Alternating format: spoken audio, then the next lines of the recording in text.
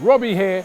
Don't forget to join us for the weekend roundup live on Monday the 3rd of June at Toca Social at the O2. And you can come along and try and cook us. But you ain't gonna wanna cook me, because I'm gonna be cooking Abby, Matisse, Flex, that AGT and his stats are getting it as well. You do not wanna miss this. Come along, you can join the fun, you can play football with us, watch the England game, which is also gonna be taking place on the night, and it's gonna be massive. So get your tickets right now by clicking the link in the description. The tickets are selling fast, so don't waste no time. Join us for the weekend roundup live, Monday the 3rd of June at Toca Social. This video is powered by Dr. Cinik, one of the world's leading hair transplant centres and a top choice among football superstars. Scan the QR code on the screen or click the link below for your free consultation. I'm even thinking about getting it done myself.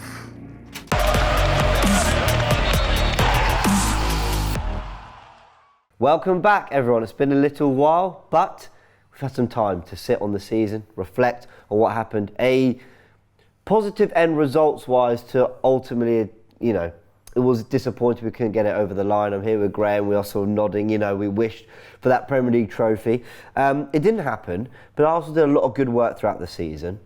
And we wanted to use this opportunity to reflect on tactically what we did throughout, look at some of the core numbers, really internalise how good our season was, but also pick out the bits where, to maybe point out where things went wrong. We also want to look ahead to what clues Arteta's given us for next season and maybe suggest a couple signings or what business could be done this summer, Graham. But we didn't fly into this last week. We could have. We could have just straight off the bat of what happened. But we've taken some time. How are you feeling now, almost 2 weeks on from that final day? I'll be lying if I say it didn't hurt. Yeah. It almost could have become perfect, couldn't it? The way that we ended the season with 16 wins out of 18. But ultimately it wasn't meant to be. But I think when we sort of started looking at putting this together, we saw the way that Mikel has refined this team, the tactical evolution that took place during the season. There's some very interesting things that emerged during the season that I think hold us in good stead as we go into next season. So overall, a disappointing campaign in the fact that we missed out narrowly on the league, but this was still a really good season for Arsenal, and the numbers you're going to produce in the moment show that. I say I'm going to produce, it's all your work. So everyone, hit the like button for Graham, because this has been days of work he's put in, so I really appreciate all of it. Let's go through it. So a review of Arsenal's 23-24 season in numbers, the second most points we've ever accumulated in a Premier League campaign with 89. It's the most wins we've ever had with 28. I think the Invincibles got 26 and 12 draws, I believe. The most goals scored ever with 91 goals. Our best goal difference ever with a plus 62 goal difference. 29 goals conceded in the league is the least we've ever conceded. The least goals conceded in the league, so it's the least of any team. And the most clean sheets in the league with 18 as well. How did we do all that and not win the league, Graham? I mean, just very quickly, before I go into some of these other numbers, that is what Arteta should be pointing at to his team, right? And going, look, you've produced that, so you know you can do it.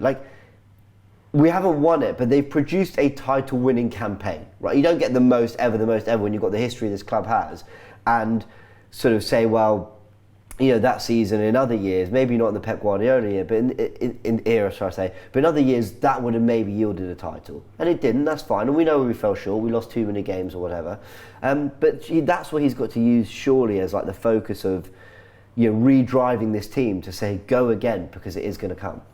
I think when you're up against Man City, the margins are so small, you have to be almost perfect. And as we're going to show today, when we look back on it, December, I think, really badly hurt us. That disastrous month of December where we lost 3 games. But when you're up against Man City did not lose a Premier League game after December when they lost to Aston Villa. No, they didn't. They were faultless in the running. And they set such high standards. And that's what you're up against now to win the Premier League. Yeah, and everyone always points to how we could only lose 1 game in 2024. They always say, well, how could we be 16-1-1 in the Premier League in 2024 and not win the league? And I think that is a nice way to look at it. I mean, while I'm saying Arteta should, get these numbers and show the Arsenal players and, be saying, look, you can do it, you can get over the line. I do think when you reflect on, yes, 2024, but if you look if you stretch that run slightly further into December, since that defeat at Villa Park that City had in the 1-0 defeat where they've gone unbeaten, we've lost 4 games since then. So yeah, our 2024 was immaculate, but the run before was so poor that it ultimately was going to take an immaculate run just to keep up with Man City. And a win against Villa would have done it, but ultimately, we know that we can barely drop points. We've got some more data which you sent through, comparing our numbers to the average of title winners. 28 wins for Arsenal, the average is 27 for title winners. We've got a point more than the average. We scored 0.7 goals per game more than the average and conceded the same goals per average. So again, the numbers are there, like the data, the underlying stats, all that. We know football isn't played on paper and it's not maths, but it's encouraging data to suggest to the team, suggest to the players, like, it will come, keep doing the right things. We're only getting better, and this is for a fairly young group still. We then compared, or you compared, should I say, last season to this season, or when does this season become last season? Well, 22-20.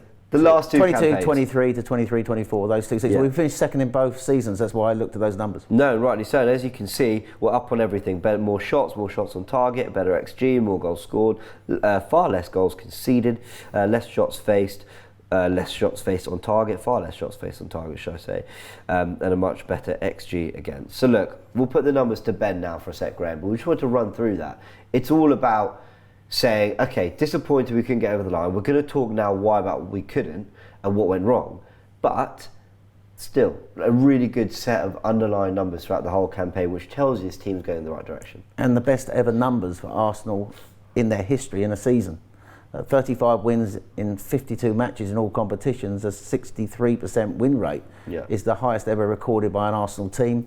Arteta had the highest winning average of any Arsenal manager in a league campaign. Something like 73%.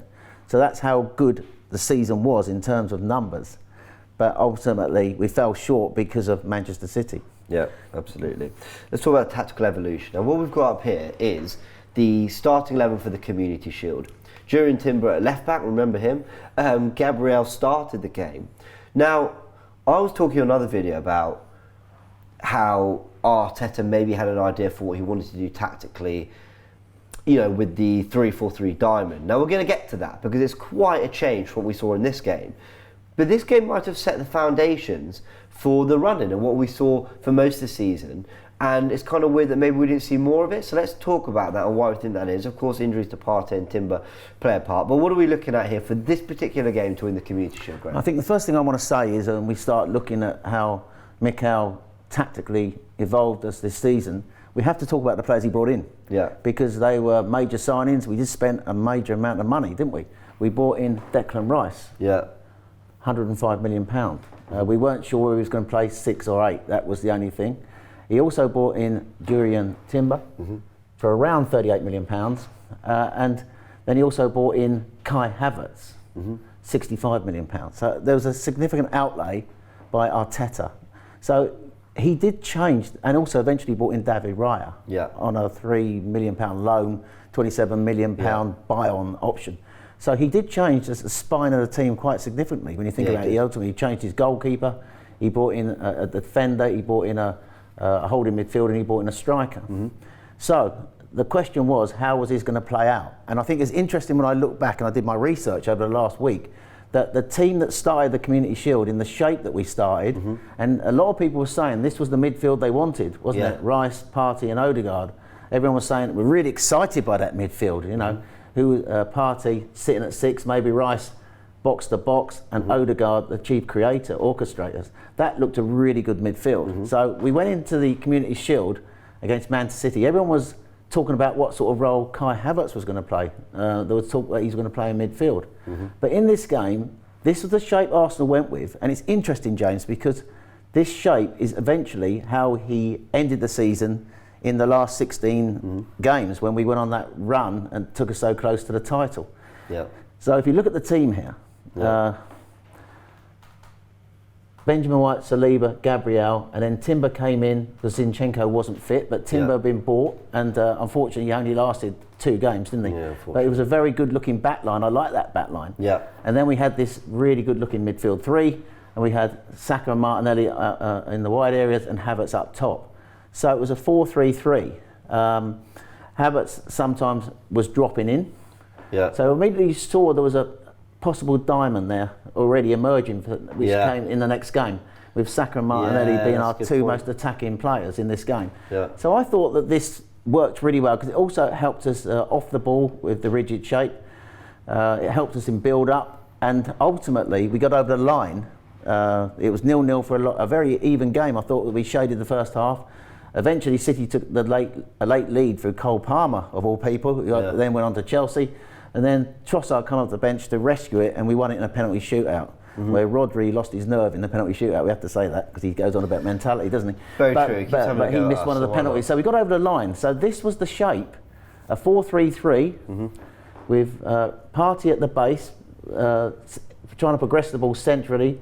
Rice coming back to help build in the 2, but ultimately pushing on. Odegaard, the chief creator here, and obviously this right-hand side still very much in evidence early in the season, and it worked really well. It got us the result, got us the Community Shield, and this was what we thought potentially he was going to go with for the season. And then we got to the Nottingham Forest game, and it all changed. It did. I'm going to open this back up, this exact Community Shield 11, because I think people might be going, "Great, why are you guys, spending so much time on the Community Shield?" It's a fair question.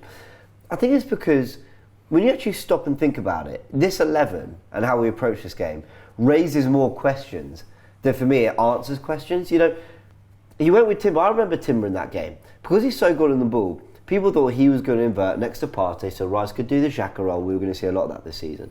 But he played a lot of the game out on the touchline. And that was the first time we were really seeing Arsenal play with our fullback in that way since Zinchenko arrived, because it felt whoever we had at left back had to invert and do what Zinchenko was doing. But in this game, a lot more out on the touchline, playing like a more traditional left back and holding shape more than they were sort of inverting and looking to give us something on the ball. Kai Havertz up front, he was brilliant in this game, like really good. And when he was playing badly in midfield, which in my opinion he was, some people say he was doing better than we'll give him credit for, but when he was, let's say, struggling in midfield throughout the first half of the season, I kept referring to this game going, if there's a player there, for me it's up front, because that's where, I felt he used his body better. I felt his sort of quick decisions to release the ball, bring players into play. I felt you saw the best of that up front. And it's weird that we then started the game at the Emirates against City, where we beat them 1-0, with Havertz on the bench, and I think Eddie up top. So Jesus was on the right, I think Eddie was up top with maybe Trossard on the left. And Havertz came on to end the game and he got the assist for the Martinelli winner. But it's really weird that we kind of saw this and you think, okay, this feels so close to what we could even start next season. I mean, if this 11 starts next season, we're all pretty happy with that. Yeah. But he moved away from it quite drastically. Can you just go back to them? Yeah, go for it. Very quickly. I thought the 3 things also I liked in this game while we're talking about it is that when Benjamin White pushed on,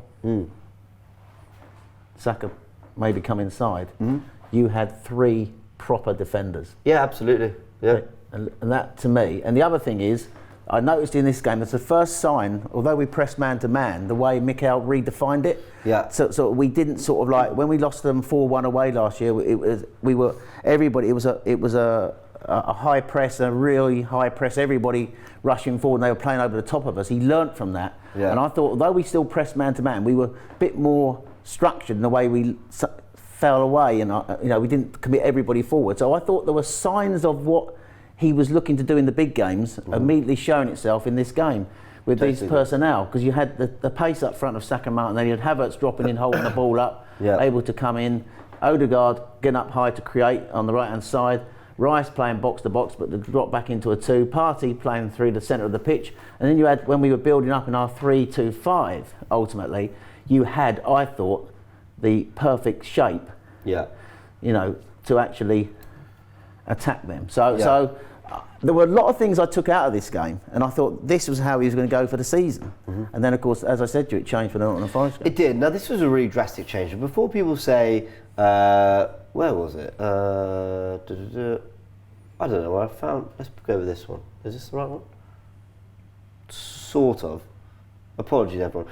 The point I was making is, people are going to mention Partey and Timber injuries, but they happened in the Forest game. So while I look for it, why do you think there we go, Arsenal Diamond, there it is. Yeah. Why do you think he changed so drastically? Because this was the shape, this was the 11 that started against Forest. So Partey's gone out to right back.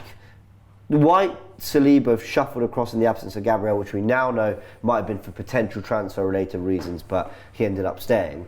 Havertz comes back into midfield, and Nketiah out of nowhere starting games. And this team, as we evolve it, in-game, in possession, looked like this. I mean, it was quite drastic from the back three shifting all the way across. White and Saliba playing in the same areas they were playing in build-up anyway. Partey's moving all the way across to a lone pivot role, which is more difficult than moving into a double pivot like a Cinik, because at least you cover one side. He was going right back in the middle, so Rice can move across, and then that was maybe almost like Arteta's perfect midfield four. What was this idea? I think he wanted to attack with 6. He wanted to attack with 6 players instead of 5. And I think all season he wrestled with a problem he had from last season, and that is overcoming low blocks. Yeah. So I thought this was his first attempt to sort of like Are these the 6 you're talking about? Beat low blocks. So basically what he did with Gabriel was, I remember getting to the stadium on the first morning, it was a lunchtime kickoff, and we were shocked that Gabriel wasn't playing. And we were even more shocked that Partey was playing at right back, thinking, wow, because obviously Zinchenko would be the one normally inverting from the left from last season if he's going to do the inverted fullback thing. But ultimately, as the game played out, Partey, who'd started at right back, was inverting infield into midfield. So what he went with was a 3-diamond 4-3, and that is to overload the centre midfield and try and play through Nottingham Forest's low block. So he had like 6 attackers, as you can see here. Thomas Partey inverting from right back was the base of the diamond. Rice and Odegaard either side, and Havertz dropped in.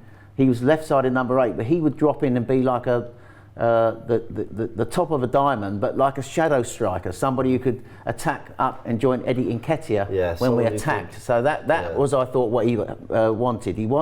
It was almost like this was his perfect plan to beat a low block. In the first 2 games, we had Forest at home, Palace away, and he worked on a system to overcome the low block, and he struggled all year getting the balance right between midfield and attack, trying to accommodate Havertz. And I think this was the way he started. Eddie Nketiah came in, he didn't play at Wembley.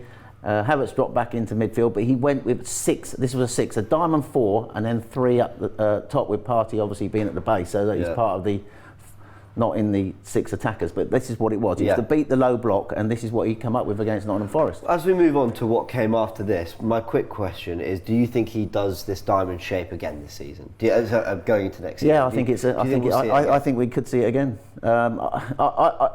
We've talked about it today, and I think that the shape of the team, how we ended the season last season, is what I think came to be our best shape, with the players in the right positions. With the right players in the right positions, with 6 being Jorginho or Partey, Rice as 8, the box to box, Odegaard, and we're going to talk about the role that Odegaard took up during this season, and then we had Havertz up top. That to me was how he started the Community Shield and how we ended the season, and I thought that suited us better. But I think next season, it'll be interesting to see what he does with Jurriën Timber.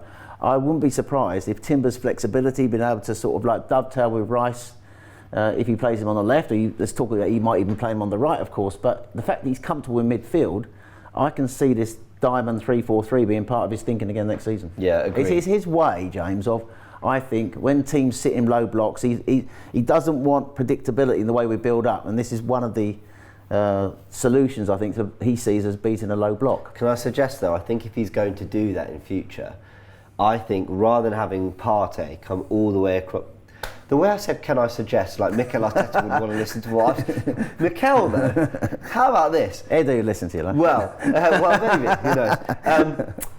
What I would say is, rather than Partey moving all the way out from right back to in, I wonder whether Thomas Partey, whether Declan Rice could start as a centre-back in games with a 4-3-3. Yeah. So I'm just making something up, but imagine that's not Saliba. Actually, let's do this properly.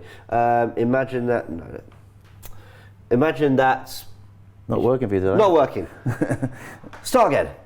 Imagine Saliba's just another midfielder. I think if you're going to do that, this is an easier transition. Like that's one way to do it. Forget it's Saliba, people. I'm just making a point. Anyway, we'll move everyone back. But I do wonder about that. What I think Mikel wants next season is, I think he wants 6 or 7 players who are comfortable in phase 1 and phase 2 of our play. If he's got 6 or 7 players who can play in phase 1 and phase 2 in the build-up, very comfortable on the ball, that helps you to play out round high presses. You can stagger the way that you build up. And I think that's why what you're suggesting there, I don't think it's too far wide of the mark. I can see Rice maybe, if he's not playing at 8, he can sort of come back into between the centre halves there, and maybe someone can come forward more. I think he likes the fluidity, the rotations, and the unpredictability and the fact that he's got players who are comfortable, 6 or 7 players who can play in, say, 2 phases of the pitch in build-up before we get it up high to our attackers. And I think that's part of what he sees as the unpredictability of this team. And I think overall, though, I still think that it is heavily reliant on Martin Odegaard, who came very much this season, I thought, the all-phase midfielder, somebody who could play in all 3 areas of the pitch. Right. And I think off him and Declan Rice, I think were our 2 players of the season. And I thought a lot of the time Rice took his position up from where Odegaard was. Mm-hmm. And so I thought the main tactical tweak of the season from Arteta was redefining the role of Martin Odegaard. And this is what we're going to talk about now, because now this is the 11 that started at Bournemouth. You felt this is when we first started to see it. Havertz was very much this kind of floating attacker. We talked about it on this channel, Tactical Insight, that he played almost, they were calling it the roundup, but I always felt that a roundup had to be in the front 3, but I might be wrong. He was very much out of possession at times. I remember at Anfield, he was right next to Rice like that, it was Jesus up top, but Odegaard pressing, and then in possession, he would just float. I remember the Brighton home game in particular. Now, Odegaard was dropping much more into build-up. I mean, you mentioned Bournemouth. I think Luton was where I really noticed, quite how deep he was away from home, trying to get on the ball for us. But throughout the season, we saw lots of versions of this. I mean, at times when it was Rice and Partey in the run-in, we saw Odegaard in the 10, we saw him left 8, we saw him in build-up, we saw him again hugging the touchline with Saka and make sure to combine there.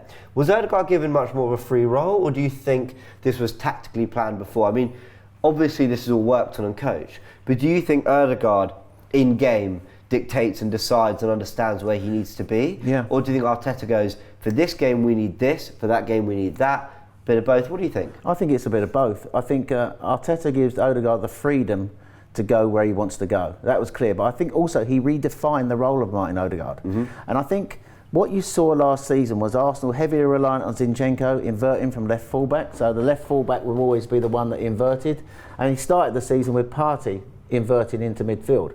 But Partey got injured quite quickly. Zinchenko was coming back into the team, probably sort of took a while to adjust to get back into the team. Yeah. And I think he wanted to move away from the inverting fullback. And so this is why he redefined the role of Martin Odegaard. We were having trouble, I thought, with, by now, Partey was injured, Jorginho wasn't at 6, so Declan Rice had become the 6. And Declan Rice was playing okay, don't get me wrong, but he was resting with where he wanted to play Havertz. I thought Havertz started well in the Community Shield against Man City as a central striker, and he didn't become that central striker again until we come back from Dubai. But in the meantime, he was playing in this left-sided 8 shadow striker role, which wasn't entirely working at the time.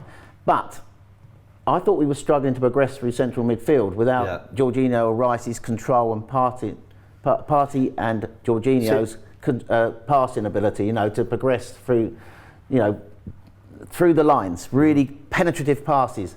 Declan is great off the ball. He's a fantastic player, all-round player.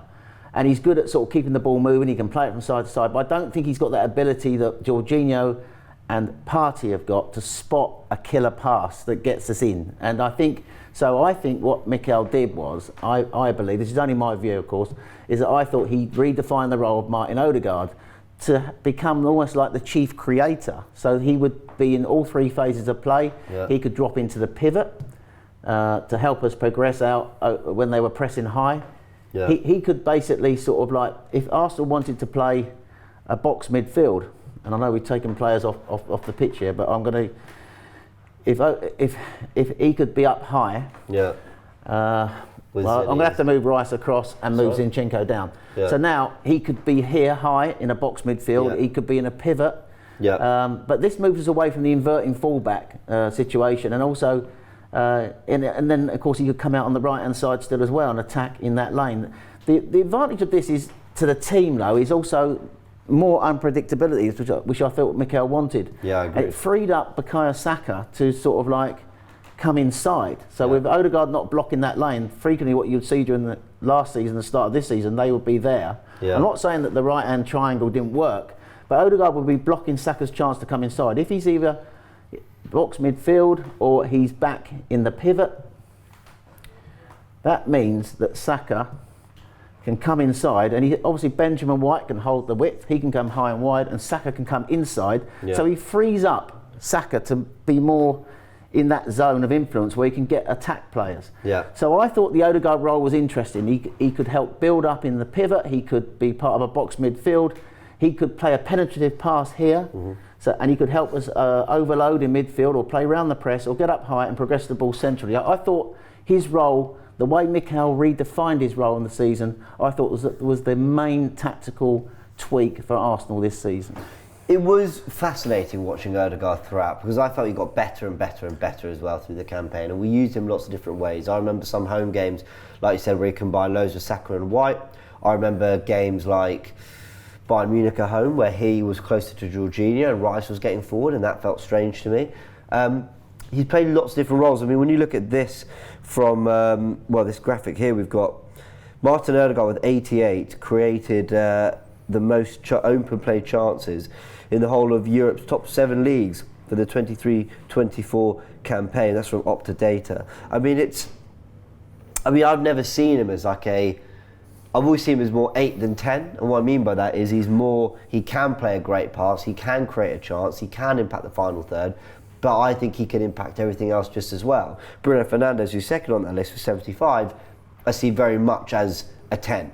He will create massively in the final third, but I'm not sure how good his impact is in the first phase and middle phase, because I don't know, it's different temperature of passing. It's short, it's medium, do you slow things down, do you get control, do you pass through the lines? I feel Odegaard's got the ability to sort of read all that, but I find that let's say the next stage for Odegaard and Rice next season is going to be so telling. And I feel like this is where everyone's going to enjoy the transfer stuff now, because I think what he does in terms of bringing in a midfielder is going to define their two roles more permanently. I don't think you can have a captain, £100 million midfielder, and then call it another £60 to £70 million midfield investment after Havertz, who was originally brought in to come in midfield. I don't think you can spend that money and not have a bit of clarity on what their best roles are going forward. So I find that interesting with Odegaard's evolving role. Rice. Let me ask you this. Let me bring up this graphic here, where here we've got the Arsenal squad. Apologies, it's not quite HD. But this is a screenshot from something else I was doing. But you've got the squad, and I see the gaps as a goalkeeper, a left back, a central midfielder, and a forward. But what do you see as Rice? Do you see Rice as? Do you think I'm right to make it a left central midfielder that we should be looking at, or could Odegaard go there? Should Rice be a 6? I mean, what do you think that midfielder should be profile-wise to get the best out of what we've got? Wow. I think you are spot on. It depends whether he wants Rice as the left-sided 8 or the number 6 will determine what sort of midfielder he gets. Obviously, there's rumours, you know them better than me, being connected with the channel more than I am, that Partey might be leaving. I think that I've heard that. I'm sure a certain AFTV. No, there have been. There have been rumours he might be going, and Jorginho will be one of the 6s. I think he's got the reason why he bought Jorginho. I think was because of Partey's poor injury record, and I think so. He's almost like, I think he wants one of those players to go. So I suspect he's going to go for a left-sided 8. That's what I think. And Rice can either play 6 or he can play 8. So he's going to have that flexibility and variation. I think he'll go left-sided 8. Yeah, I think he'll go left-sided 8. So, but to me, I love Rice in this left-sided 8 role. Yeah. And I love the combination between him and Jorginho, which I think was one of the reasons why we went on that fantastic run at the back end of the season. That they understood structurally where to be. There was they worked things out together so well. I think Jorginho offers the control. Rice with his box-to-box running and his off-the-ball work, recoveries, and also the way he can dovetail on this side with an attacker. And I think that's why the role of Timber could be interesting next season. If he does play on that left-hand side, I can see him and Rice combining quite well, one coming inside and one going outside. So, but I think in answer to your question, I think the centre mid, if Partey goes, he'll have Jorginho as his 6, and then Rice can play 6, or Rice can play 8, and then he'll get a left-sided 8. That's what I think. We're going to come back to this a little bit later, but let's just get back to what was going on in the season. I want to just look at our most used 11. Now, this came after a really bad spell. Let me show you December's results. In 7 games, we won 3, drew 1, and lost 3. In fact, one of the wins was a 97th minute winner against Luton, so it could easily have been 2 wins in 7. We beat Brighton 2-0. We did batter them in that game. We beat Wolves 2-1. We battered them in that game too. So this wasn't a case of Arsenal weren't necessarily playing well, which weren't putting the ball in the back of the net. We didn't have maybe the defensive solidity and also maybe confidence and momentum that we had for especially basically all 2024. And when you look at that Villa game, we lost 1-0 there, but actually I felt we played well in that game. You look at the West Ham game, we lost 2-0. I mean, on an off day, we should be drawing that, let alone losing it. You know, we had chances.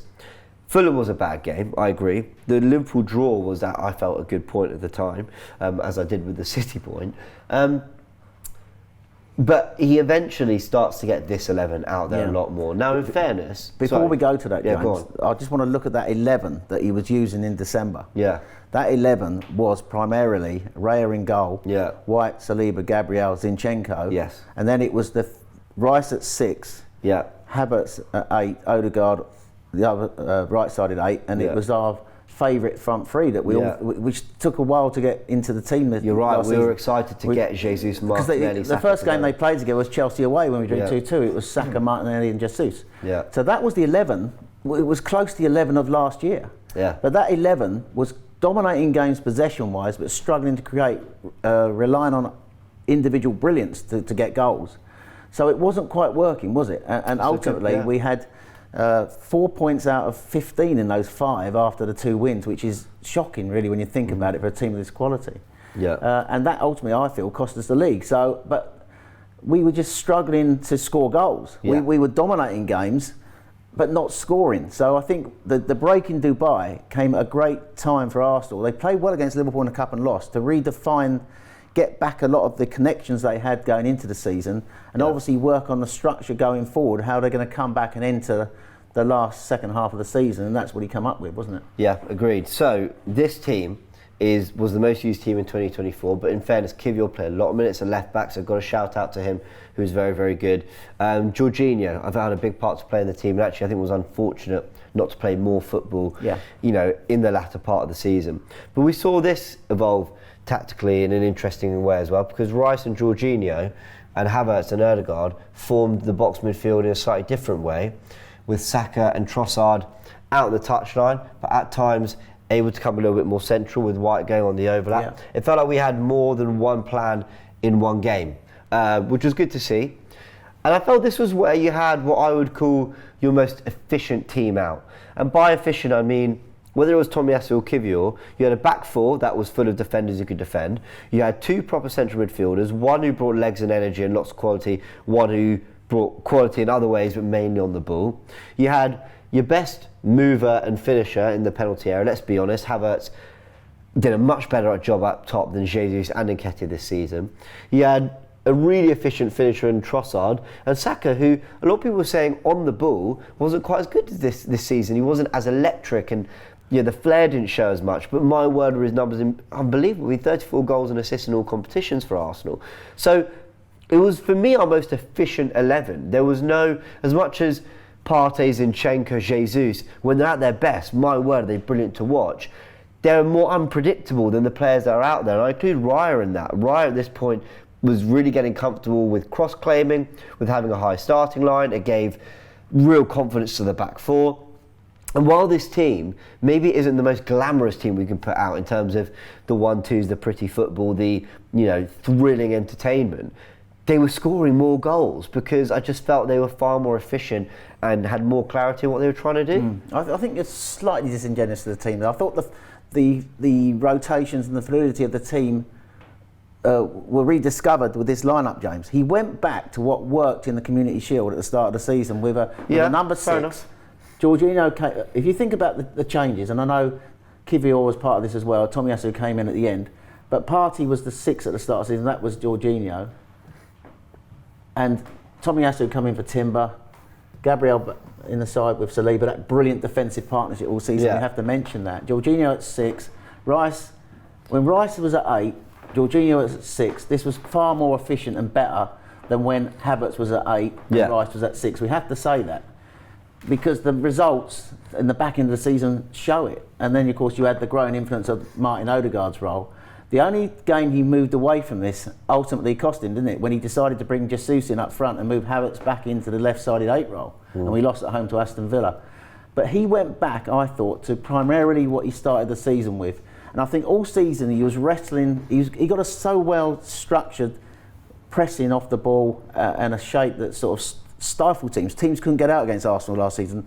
That was another thing that he did really well tactically, Arteta.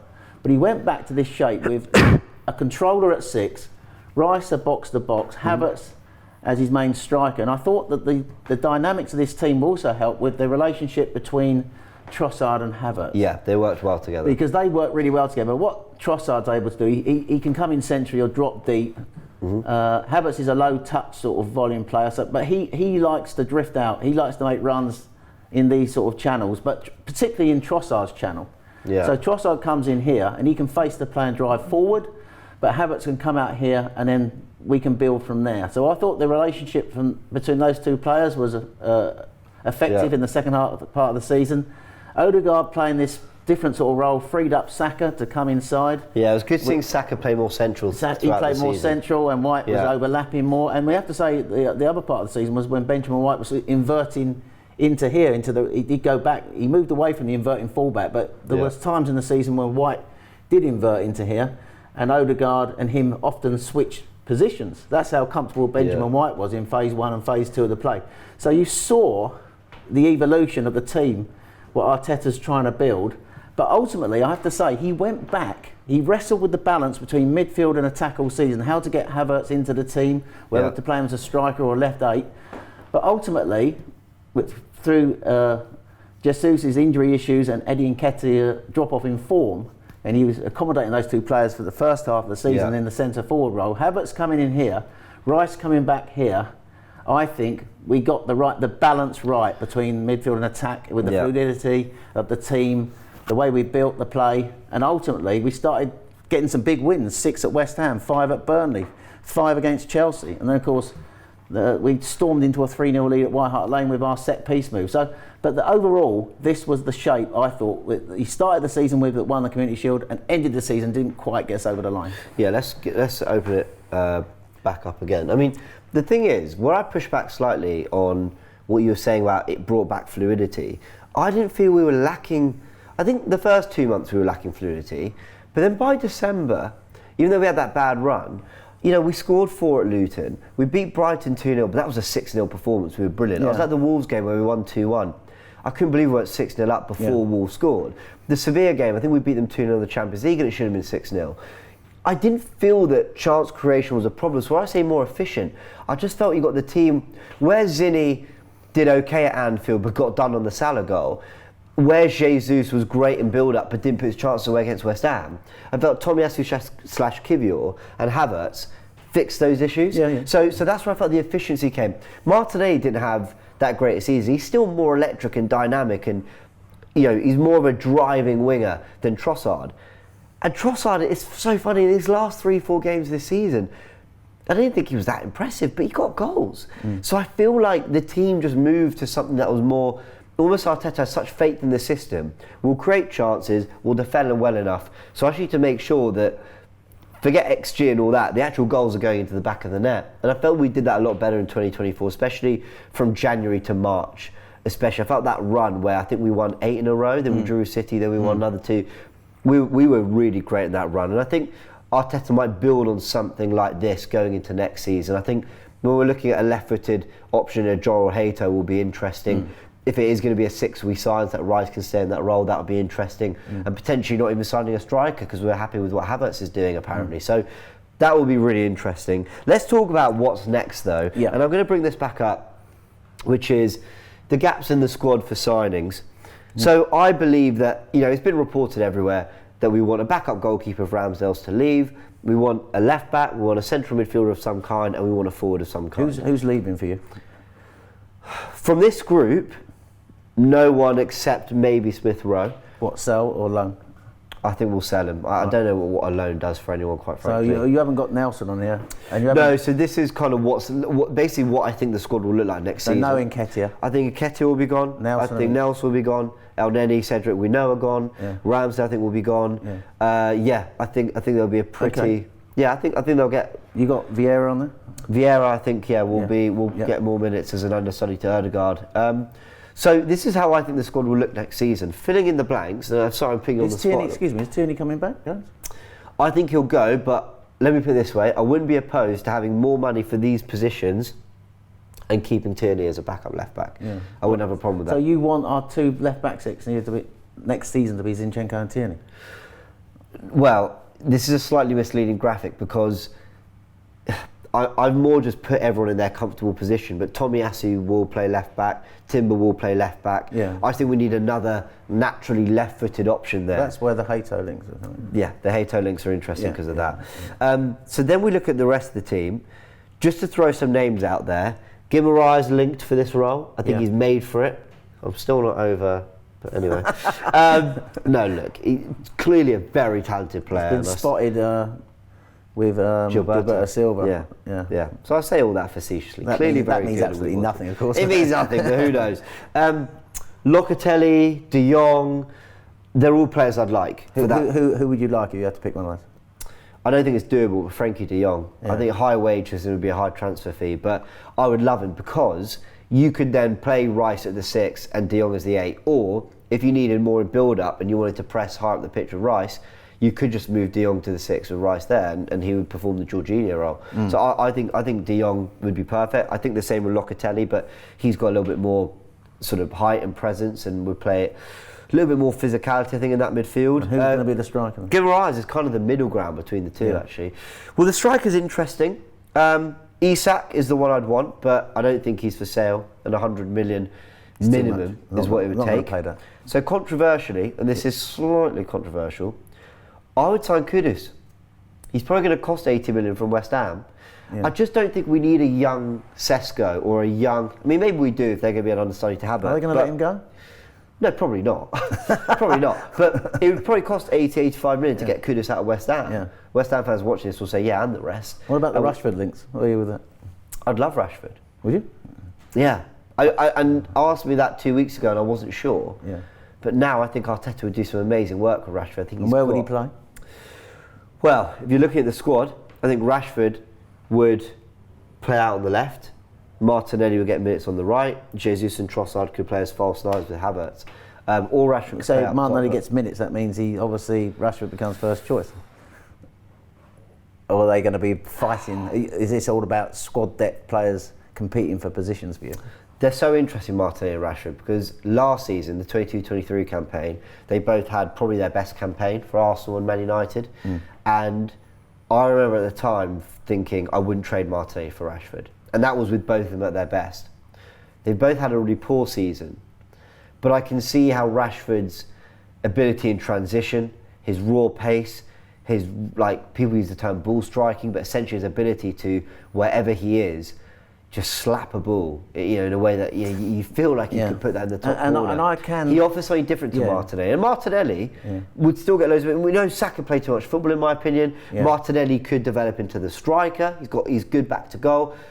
So I'd love that kind of option, but So you would rather go for an experienced sort of player, Premier League proven, than go for a youngster with potential? I don't like the links to... So I like Hato, I like João Neves of Benfica, I like Sesko, but if those are the three signings we make, you're talking about an 18, 19, 20-year-old. I don't get that. I think we need players that are going to contribute now. Now, I know people are saying, what can we do in the market to raise the ceiling of this team? I think there's things we can do, but fair enough, that's difficult. I don't see a Declan Rice out there we could sign, or an Erling Haaland like what City did.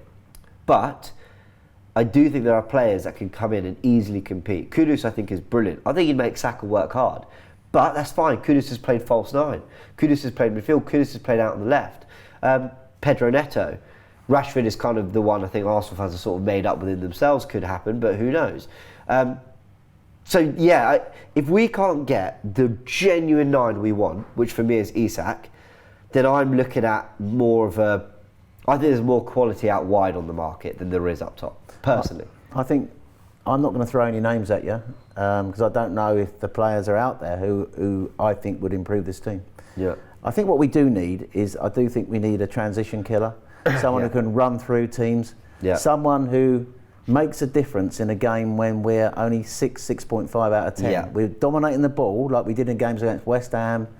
That's the game that springs to mind immediately, but we can't turn that possession into goals. Yeah. Somebody who, in a tight game where we just need to get out there with a 1-0 win, makes that difference. Someone like Mo Salah used to do for Liverpool. You know, he just, that one moment of magic that wins you the game.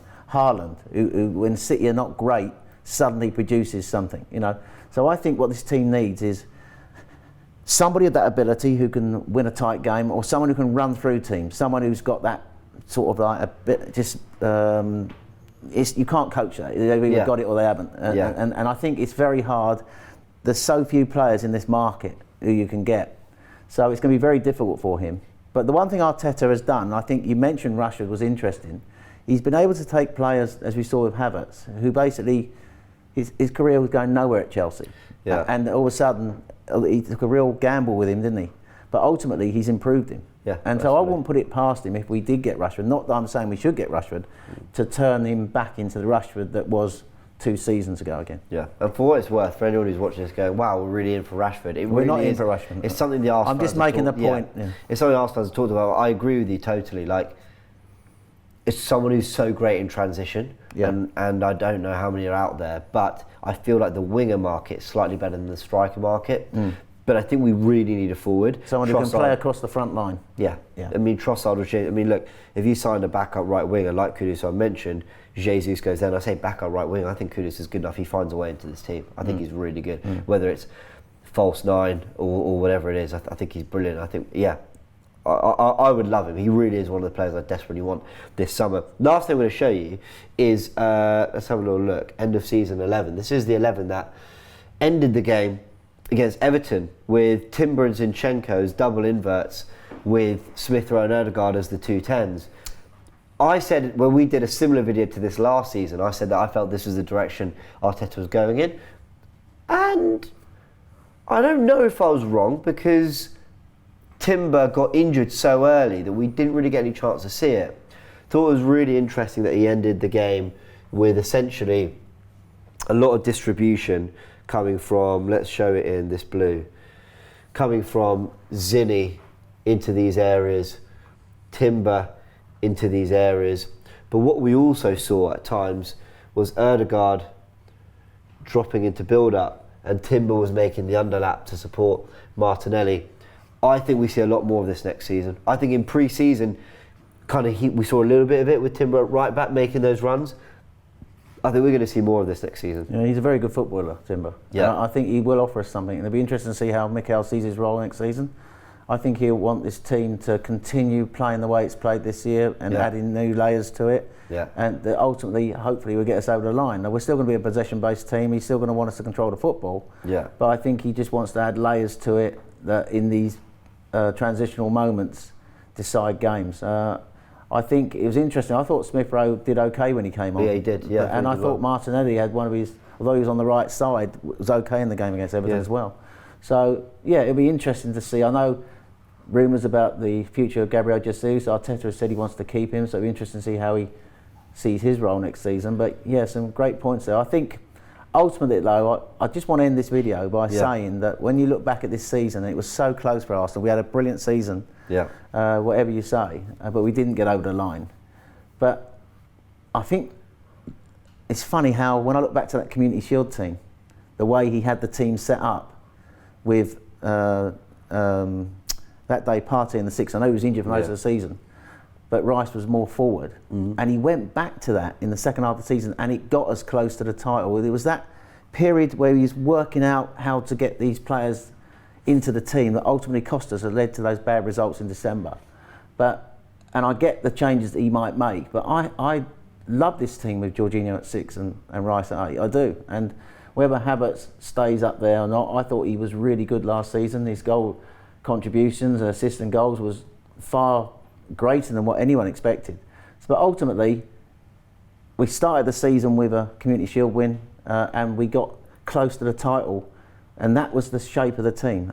A controller at 6, box to box with Bryce's ability at 8 and Havertz down the middle. It was interesting, looking back at it. And I think, maybe if there's one thing to really think about next season, it's let's have those core areas of the pitch locked in. Yeah. Our centre-back partnership, the makeup of our midfield, who's leading the line. Because for the team to change so drastically from Eddie starting North London derby, Man City up front, to Jesus trying to be worked back in, to eventually it being Havertz, having seen Havertz do so well in the Community Shield, to Gabriel coming out temporarily, to coming back in, to Rice playing 6 and 8, Erdogan lots of different roles. I'm not saying we can't have flexibility. I think that's one of the massive strengths of this Arsenal team. But I agree with you, a little bit more clarity on what we definitely want from, especially the core end of the pitch. Yeah. And I think this summer transfer window is going to be fascinating. And it's my prediction that I think it'll be a slow window. I actually don't think that much is going to happen too quickly. I think we'll slowly grow into it. By July, we might start to see some business speed up, but I think it'll be quite slow. So let's see. But Graham, it's been great looking back at it. It's been fun. This is the longest tactical insight we've done of the season, but because we had a whole season to cover. But it's been great. It's been a real privilege and a pleasure to break down this team this season. Yeah, I agree. And Mikel has been slightly unlucky with injuries. I have to say that I said I wanted Jorginho and Partey at 6, but they weren't always available to him. Yeah. So that's the reason why he had to play Rice at 6. We have to say that as well. Yeah. But I think ultimately, watching this team this season, either in the stadium or as we do, it's the football they've played. They would have been worthy champions. They would have been. They would have been worthy champions. I agree. And but it wasn't to be. But it's been a real privilege and a pleasure to break down it with the games with you this season. I've thoroughly enjoyed it, and thanks. I totally agree. It's been brilliant because they're a brilliant team and you make it great fun. But you all of you support it as well. Thank you for supporting the show throughout the season. Of course, we'll be back next season and through the summer. Any breakdowns on signings, players, things like that, we will be covering that on the channel, and we'll be getting ready as well before the season kicks off like we did last time. We'll look back at pre-season to see what we're learning from the team then. But this is a team that I think are going places, as do you, Graham. We've evolved a lot, but there's more to come. Let us know in the comment section below who you want Arsenal to sign, who you think Arteta will go for, and what he will do to tactically evolve this team one more time. Big thank you. Catch you soon.